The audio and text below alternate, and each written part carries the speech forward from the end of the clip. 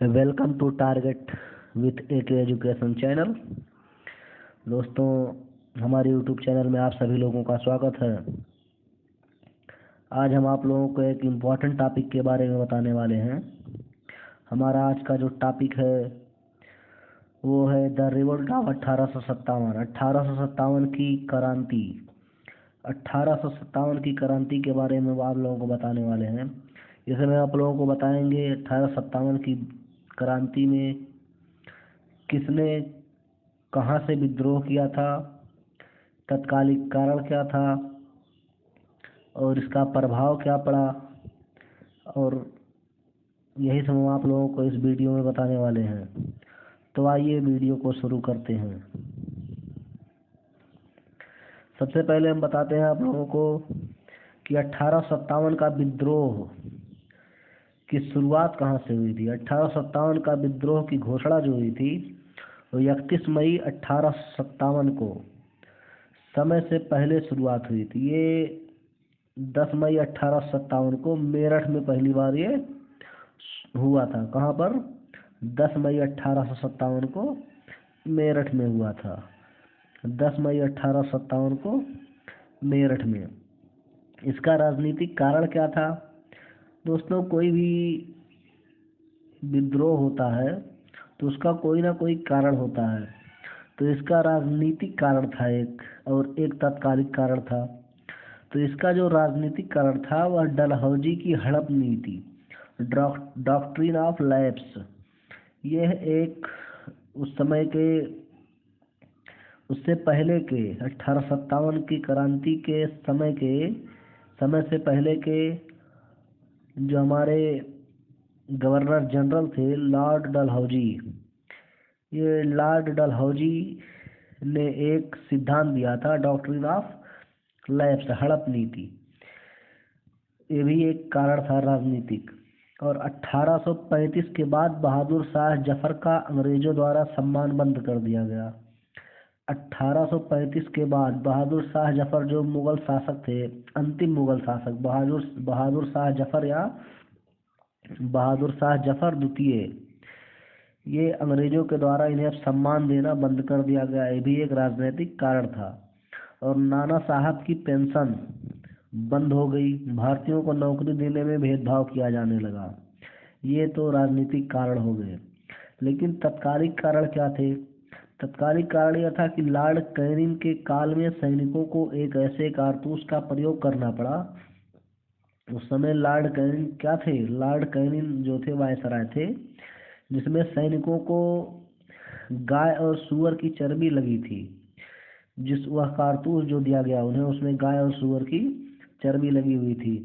हिंदू और मुसलमान सैनिकों ने भारी रोष उत्पन्न हो गया, क्योंकि हिंदुओं की पूजनीय पशु गाय होती है और उन्होंने गाय की चर्बी का इस्तेमाल का विरोध किया। और मुसलमानों के लिए जो सूअर की चर्बी थी ये हराम माना जाता है, इसीलिए सूअर की चर्बी का प्रयोग करना मुसलमानों ने इसका विरोध किया। उस समय जो गवर्नर जनरल था लॉर्ड कैनिंग था। तो ये राजनीतिक कारण और तात्कालिक कारण, ये दोनों हमने आपको बता दिया। उसके बाद बताते हैं आप लोगों को कि विद्रोह का प्रमुख केंद्र क्या था और उसके प्रमुख नेता कौन थे। तो पहला नंबर है दिल्ली। दिल्ली से विद्रोह किया था बहादुर शाह जफर ने। बहादुर शाह जफर हम जिसको कहते हैं, जिसको बहादुर शाह द्वितीय भी कहते हैं। कानपुर से किया था नाना साहब ने। इस विद्रोह का प्रमुख केंद्र कानपुर था और वहाँ के प्रमुख नेता थे नाना साहब। लखनऊ, जो कि इस समय उत्तर प्रदेश की राजधानी है, वहाँ से प्रमुख नेता थी बेगम हजरत महल, प्रमुख नेता थी। वहाँ का प्रमुख केंद्र लखनऊ था। इलाहाबाद से लियाकत अली ने विद्रोह कर दिया। झांसी की रानी लक्ष्मीबाई ने झांसी से विद्रोह किया।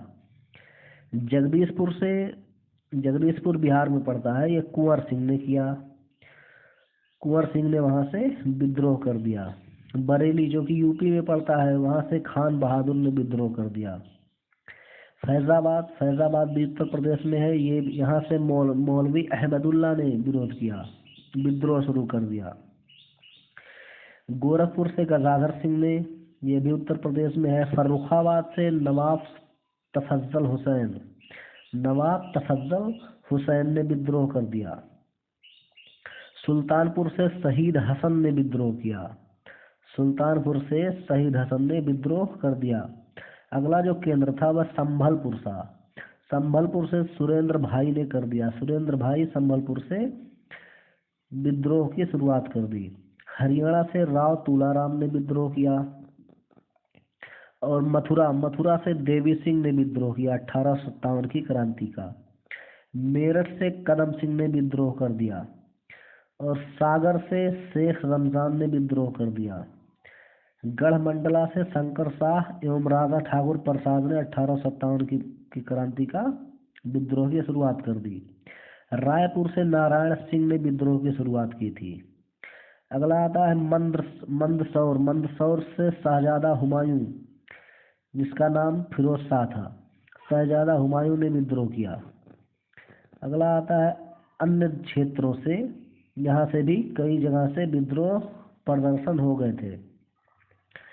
तो ये थे हमारे विद्रोह के प्रमुख केंद्र और वहाँ के प्रमुख नेता। इन नेताओं ने इन जगहों से, इन प्रमुख स्थानों से 1857 की क्रांति का विद्रोह किया था। उसके बाद आप लोगों को बताते हैं कि विद्रोह का दमन किस अंग्रेज अधिकारी ने किया और वहाँ विद्रोह के नेता कौन थे। तो इलाहाबाद में कर्नल नील ने किया था विद्रोह का दमन। इलाहाबाद से विद्रोह लियाकत अली ने किया था, वहाँ कर्नल नील ने उसका दमन कर दिया। झांसी में रानी लक्ष्मीबाई ने विद्रोह किया, वहाँ कैप्टन ह्यूरोज ने उसका दमन किया। पटना से आउटुम या वेंसेट आयर ने किया, दमन कर दिया विद्रोह का, वहाँ से कुंवर सिंह ने विद्रोह किया था। दिल्ली में बख्त खां भी थे, उन्होंने भी विद्रोह किया। यहाँ पे दमन किया कैंपबेल ने। उस समय अंग्रेज अधिकारी जो थे कैंपबेल थे, और कैंपबेल ने कानपुर में भी नाना साहब जो विद्रोह किए थे उसका भी दमन कर दिया। बरेली में भी कैंपबेल ने खान बहादुर के विद्रोह का दमन कर दिया। जगदीशपुर से जनरल आयर टेलर ने कुंवर सिंह के विद्रोह को दबा दिया। जनरल आयर टेलर ने कुंवर सिंह के विद्रोह को जगदीशपुर में दबा दिया। लखनऊ में भी कैंपबेल ने बेगम हजरत महल और बिजरिस कादिर, ये 2 लोग थे वहाँ पर। कैंपबेल ने यहाँ 2 लोग थे, लेकिन मेन जो प्रमुख नेता थी वो बेगम हजरत महल ही थी। कैंपबेल ने भी लखनऊ में विद्रोह को दबा दिया। वाराणसी में कर्नल नील ने लियाकत अली के विद्रोह को दबा दिया। तो ये थे हमारे प्रमुख विद्रोह का दमन करने वाले अंग्रेज अधिकारी और वहाँ के विद्रोह करने वाले नेता। अगला हम आप लोगों को बताते हैं कि 1857 की विद्रोह की असफलता के क्या कारण थे, वह असफल क्यों हो गया। तो 1857 के विद्रोह का समय से पूर्व प्रारंभ या समय से पहले प्रारंभ हो गया। वह नीति की कमी थी। पहले कोई नीति नहीं बनाई गई कि हम कैसे विद्रोह करेंगे, किस तरीके से करेंगे। कोई भी काम अगर करें, पहले अगर नीति बना लिया जाता है तो वह काम अच्छे से हो जाता है। लेकिन यहाँ नीति की कमी पड़ गई और विद्रोह को समय से पहले प्रारंभ कर दिया गया। बहादुर शाह जफर और कमजोर थे और बुजुर्ग नेतृत्व के थे। बहादुर शाह जफर जो मुगल के अंतिम शासक थे वह कमजोर थे और बूढ़े हो चुके थे। समाज के सभी वर्गों का सहयोग नहीं मिल पाया था। सैनिक दुर्बलता, धन का अभाव था, सैनिकों की कमी थी, अस्त्र शस्त्र की कमी थी, वह एकता भी बहुत कम देखने को मिली। अंग्रेज सैनिकों का कुशल होना, अंग्रेज सैनिक जो थे वो बहुत कुशल थे, उनके पास अस्त्र शस्त्र बहुत ही अधिक मात्रा में थे, इसीलिए विद्रोह को दबा दिया गया और विद्रोह असफल हो गया। उसके बाद हम आप लोगों को बताते हैं कि 1857 के विद्रोह के परिणाम क्या हुए। तो इसका परिणाम, कोई भी अगर काम होता है तो उसका परिणाम निकलता है। तो 1857 का जो विद्रोह हुआ तो उसका परिणाम ये निकला कि 1857 अधिकारी द्वारा भारत में ईस्ट इंडिया कंपनी शासन का अंत हो गया। 1857 का विद्रोह बहुत ही तगड़ा विद्रोह था। ऐसा नहीं है कि भारतीयों ने हार मान लिया था। विद्रोह जब चारों तरफ से हो गया तो अंग्रेज भी क्या सोचने लगे कि अब हमें भारतीयों को आपस में लड़ाना होगा, तभी हम इस विद्रोह को शांत कर पाएंगे। इसीलिए यहाँ पहले बता दिया गया कि यहाँ एकता की कमी देखी गई। तो 1858 के अधिकार द्वारा भारत में ईस्ट इंडिया कंपनी शासन का अंत कर दिया गया और महारानी को शासन दे दिया गया। जो ब्रिटेन की महारानी थी उन्होंने शासन अपने हाथ में लिया। गवर्नर जनरल का पद समाप्त कर दिया गया। ये क्वेश्चन बहुत ही इम्पोर्टेंट क्वेश्चन है। ये क्वेश्चन बहुत ही इम्पोर्टेंट है। ये क्वेश्चन एग्जाम में कई बार पूछा जा चुका है कि भारत में गवर्नर जनरल का पद कब समाप्त किया गया। तो गवर्नर जनरल का पद भारत में 1857 के विद्रोह के बाद समाप्त कर दिया गया और उसका जो कमान सौंपा गया वो वायसराय को दे दिया गया।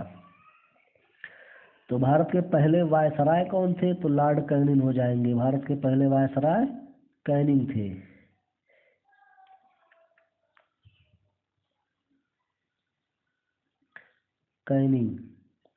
कैनिंग पहले वायसराय बने।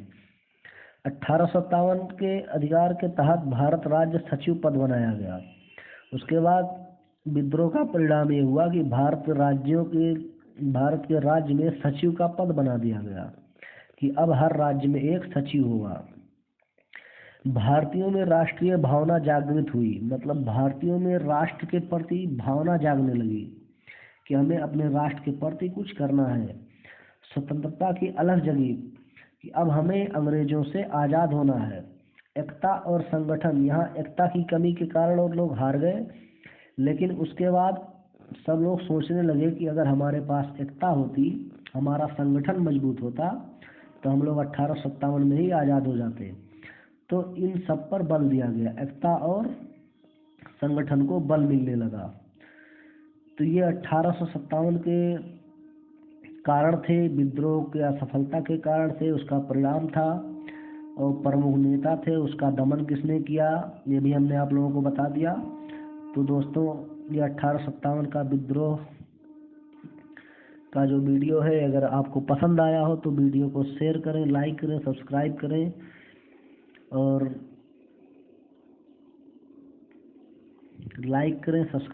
और वीडियो को अंत तक देखने के लिए आप सभी लोगों का धन्यवाद।